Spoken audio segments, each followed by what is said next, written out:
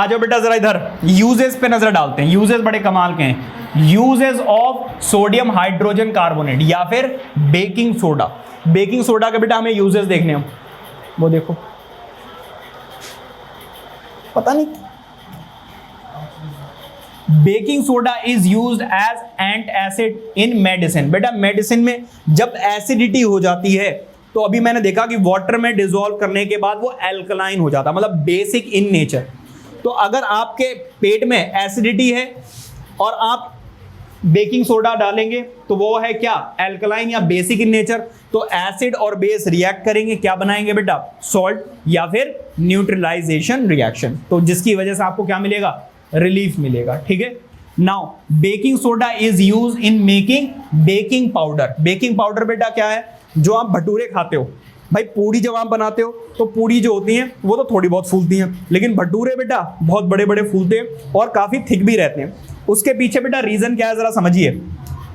मान लीजिए कि ये है बेटा आपकी वो भटूरे, ठीक है।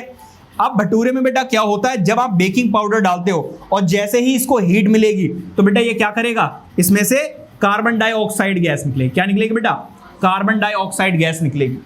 लेकिन बेटा यहाँ पे स्पेस तो है ही नहीं, लेकिन गैस तो निकलेगी ही निकलेगी। तो बेटा जब स्पेस नहीं है तो क्या करेगा, ये इसमें होल करके निकलेगा, छेद करते हुए निकलेंगे। और जब बेटा ये होल करेगा तो क्या होगा, इसका स्पेस बढ़ जाएगा और स्पेस बढ़ने की वजह से इसका साइज जो है वो बढ़ जाता है। और यही वजह है कि जो केक होता है उसमें भी बेकिंग पाउडर का यूज किया जाता है, जो जलेबियां होती हैं उसमें भी, जो भटूरे हैं उसमें भी इसी का इस्तेमाल किया जाता है। या जो ब्रेड वगैरह है, ब्रेड देखो उसमें छोटे छोटे से पोर्स रहते हैं ना, क्यों रहते हैं, क्योंकि उसमें बेकिंग पाउडर का इस्तेमाल किया गया है। आइए जरा, baking powder is mixed with baking soda and tartaric acid which is used in making cakes and breads.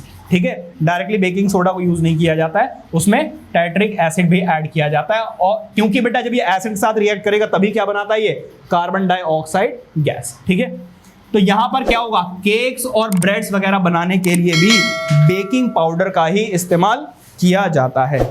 क्या बात समझ में आ रही है?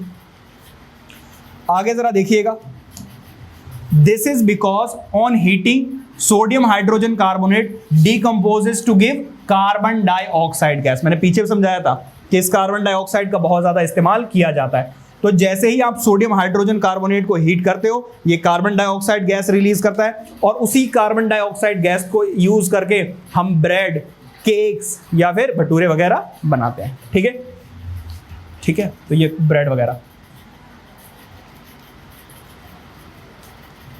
तो ये लिखा ना, विच कॉजेज द ब्रेड और cake to rise and makes them highly porous. तो बेटा ये वाला स्टेप है, वो आपसे पूछते हैं कि why baking powder is used in making cakes and breads, तो ये वाला बेटा उसका आंसर हो जाएगा। ठीक है, आगे जरा देखिए, the function of tartaric acid और citric acid is to neutralise the basic carbonate, sorry sodium carbonate formed during the heating. बेटा देखो, जब आप सोडियम हाइड्रोजन कार्बोनेट को हीट करोगे, हीट करने के बाद बेटा बनेगा क्या, सोडियम कार्बोनेट। और बेटा सोडियम कार्बोनेट क्या है, बेसिक इन नेचर। अगर आप उसमें एसिड डाल दोगे तो बेटा यहां पर क्या हो जाएगी, न्यूट्रलाइजेशन रिएक्शन हो जाएगी। तो बेसिकली जो आप खाओगे वो एक न्यूट्रल सब्सटेंस होगा और न्यूट्रल सब्सटेंस आपकी बॉडी में किसी भी तरीके का हार्म नहीं पहुंचाएगा। क्या बात समझ में आ रही है? सो अदरवाइज द केक और ब्रेड इज टेस्ट बिटर। अगर ऐसा नहीं किया गया तो बेटा जो केक है या जो ब्रेड है वो खाने में कड़वी लगेंगे। क्यों? क्योंकि हमने पढ़ा था बेसेस जो है वो खाने में कैसे लगते हैं, कड़वे लगते हैं, और जो एसिड होती हैं वो खाने में कैसी लगती हैं, सार। ठीक है, आगे बढ़े। Next, baking soda is used in soda acid या फायर एक्सटिंग्विशर्स। बेटा जो फायर एक्सटिंग्विशर्स हैं वहां पर भी इसका इस्तेमाल किया जाता है। होता क्या है, जरा ध्यान से सुनिएगा, जब बेटा फायर एक्सटिंग्विशर का ये ओपन कर दिया जाता है तो उसमें से क्या निकलेगा, बेकिंग सोडा, और जब ये हीट में पहुंचेगा तो इसमें निकलेगी कार्बन डाइऑक्साइड गैस। और बेटा जो कोई भी चीज जल रही है उसको क्या चाहिए, ऑक्सीजन चाहिए।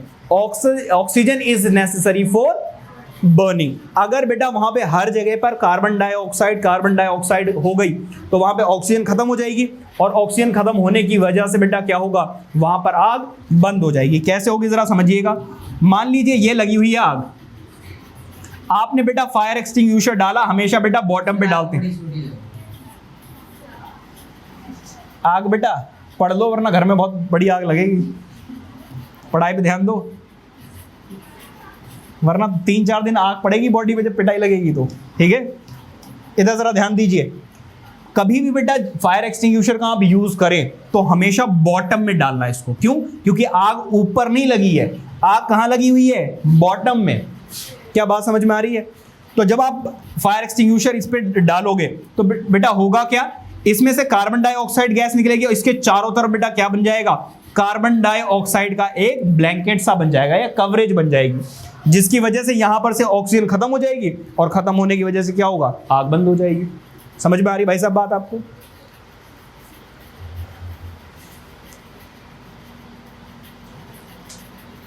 ठीक है, इसके बाद और क्या बचा है भाई, कुछ बचा है? एक्सप्लेनेशन। बेटा ये बहुत इंपॉर्टेंट है कि फायर एक्सटिंग्विशर किस तरीके से काम करते हैं या बेकिंग पाउडर किस तरीके से इसमें यूज किया जाता है। जरा इसकी एक्सप्लेनेशन देखो, बहुत इंपॉर्टेंट है। आप लिखोगे कैसे, देखो समझा तो मैंने दिया बेसिकली, आपको एग्जाम में क्या लिख कर आओगे वो आपको समझना है। इधर देख लो, सोडा एसिड फायर एक्सटिंग्विशर। तो बेटा जो सोडा एसिड है fire extinguisher contains a solution of baking soda and sulphuric acid separate containers. तो बेसिकली जो अभी मैंने आपको कंटेनर दिखाया है इस तरीके से, इसके अंदर सेपरेटली 2 अलग अलग कंटेनर्स होते हैं इस तरीके से।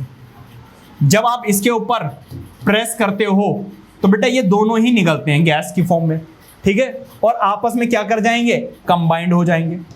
जब बेटा कंबाइंड होंगे तो क्या होगा जरा देखो, when the knob of fire extinguisher is pressed then sulphuric acid gets mixed with baking soda solution to produce a lot of carbon dioxide gas. तो बेटा एसिड, अभी हमने रिएक्शन में देखा कि जब बेकिंग सोडा एसिड के साथ रिएक्ट करता है तो बहुत ज्यादा कार्बन डाइऑक्साइड गैस रिलीज होती है। क्या बात समझ में आ रही है?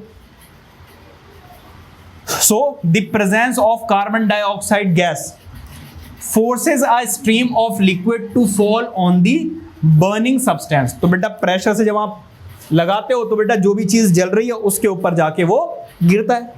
और बेटा गिरने से होगा क्या, गिरने से होगा क्या, the carbon dioxide gas forms a blanket around the burning substance। अभी समझाई दी ये सारी चीजें।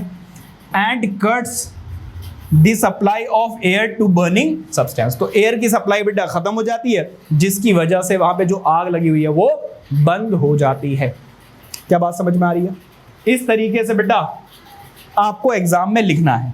आप जरा देखो, the stream of liquid falling on the burning substance increases it's ignition temperature. तो बेसिकली जब ये चीज उस पर जाके गिरती है तो उसका इग्निशन टेम्परेचर क्या होता है, इंक्रीज होता है। इग्निशन टेम्परेचर क्या होता है सबको पता है? ऐसे ऐसे का क्या मतलब है? कोई ऐसा बच्चा जिसको इग्निशन टेम्परेचर पता हो? कोई भी नहीं? कमाल कर देता। जरा देखो, अब बच्चों खुशी हो रही है, ठीक है भाई, हमें भी नहीं पता है, उन्हें भी नहीं पता है। जरा समझो बेटा, ये मान लीजिए पेपर है, इसको आप जलाओगे तो ये जल जाएगा।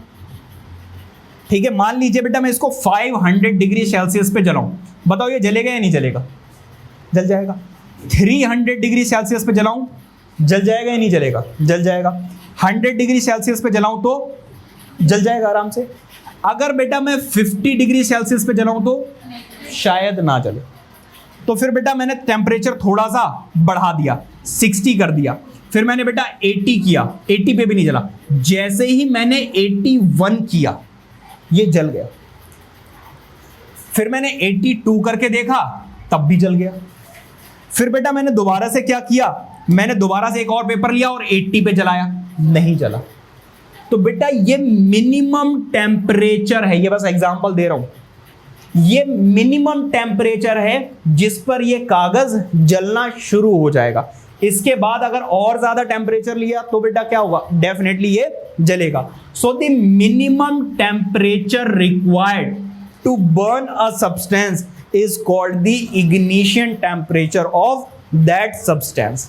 और हर एक चीज का इग्निशन टेम्परेचर बेटा अलग अलग होता है। जैसे कागज को जलाओ बहुत जल्दी जल जाएगा, पेट्रोल तो बहुत ही जल्दी जल जाता है ना, लेकिन अगर लकड़ी को जलाओ तो जलाने में थोड़ा सा टाइम लगेगा। प्लास्टिक को जलाओ और ज्यादा टाइम लगेगा, क्योंकि इन सभी की इग्निशन टेम्परेचर बेटा क्या है, अलग अलग है। आप लोग सुनते हो कि कई बार जो जंगल वगैरह होता है उसमें आग लग जाती है, क्यों आग लग जाती है उसमें? क्योंकि बेटा वहां पे कई डिफरेंट चीजें होती हैं, कई तरीके की बेटा कॉटन्स होती हैं, कई तरीके से कि आपकी लीव्स होती है जो ड्राई हो गई होती है, सूख गए होते हैं। जब बेटा जैसे ही गर्मी पड़ती है तो कुछ ऐसी चीजें होती है जिनका इग्निशन टेम्परेचर बहुत ज्यादा कम होता है, और अगर इग्निशन टेम्परेचर कम है तो वो जल जाएगा। और एक बार जंगल में आग लग गई तो बेटा फिर तो वो फैलती चली जाती है, आपको पता ही है। तो इस वजह से जंगल में ऐसा नहीं कि कोई सिगरेट पीने गया वहां 5 जला के छोड़ के आ गया, ऐसा नहीं होता है। वहां पर बेटा इग्निशन टेम्परेचर की वजह से आग लग जाती है। क्या बात समझ में आ रही है? सो the minimum temperature at which any substance burn is called its ignition temperature. तो बेटा सुनो जरा, वो आपसे क्या कह रहे हैं, ऐसा करने पर इग्निशन टेम्परेचर इंक्रीज हो जाता है, बढ़ जाता है। मतलब अगर कोई चीज अगर 80 डिग्री पे जल रही थी, अब बेटा वो 300 डिग्री पर जलेगी। तो बेटा इग्निशन टेम्परेचर बढ़ने की वजह से वो चीज जल्दी आराम से नहीं जलेगी। समझ में आ रही है? ये अभी भी सोच में है, ठीक है? क्लियर हो गई बात या नहीं? Any problem? Please note it down.